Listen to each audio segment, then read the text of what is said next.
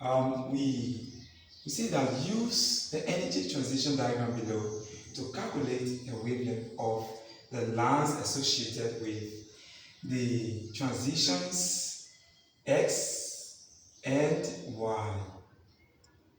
Okay, this is the diagram here, the transition diagram. Our focus is the X and Y transitions, these two. So we have N equal 4, right? Transition took place from N equal 4, this energy, to N equal 2 with this energy. We have the next one, N equal 3, with this energy value, to N equal 1 with this energy value. Now let's look on this side. We have Planck's constant is 6.5 times 10 to the negative 3 joules seconds. We have 1 electron volt, that is the conversion factor between electron volt and joules. 1 electron volt equals 1.6 times 10 to the negative 19 joules. We have the speed of light, c equal 3.0 times 10 to the power 8 meters per second. Now this is the solution here for the first transition, first one. We're going to look here for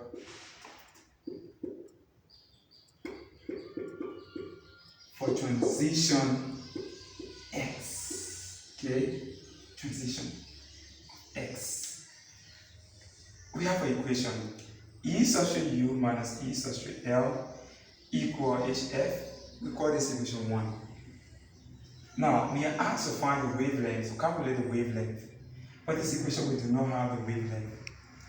But then we have another equation that connects us with the wavelength, this frequency. So we see the frequency is equal to the speed of light or the wavelength. Then we're going to substitute this into equation 1. Then here with it, we say E sub U equal EL minus EL equal H multiplied by, in the place of the frequency, we put C or the wavelength. Then we're going to multiply this. And this is the next step. We multiply H and C, we call HC or wavelength. When you want to make the wavelength the subject of the equation, we have to divide this out by 1. Why? Because any number or variable multiplied by 1 is that number or variable. So 1 is convenient. We say HC multiplied by 1, we got HC, and we have the wavelength multiplied by this term. We have E sub U minus E sub L times the wavelength. We want to make the wavelength the subject of the equation, so we divide both sides by the coefficient. So E sub U minus E sub L becomes the coefficient now for the wavelength in this case. So we divide both sides by the coefficient and we cancel out. The wavelength will be equal to HC all over the difference between the higher energy level and the lower energy level. Okay, so we are using the formula lambda equal HC or E sub U minus E sub L. We're going to substitute. For H, we use Planck's constant, 6.5 times 10 to the negative 4. We multiply that by the speed of light, 3.0 times 10 to the power 8. Okay, then for the highest energy level, negative 1.5, that is then we multiply by 1.6 times 10 to the power 19, that is the electron volt. So one of these EV, now when we look here, we have EV. So the 1.5 we have here, EV now represents 1.6 times 10 to the power 9.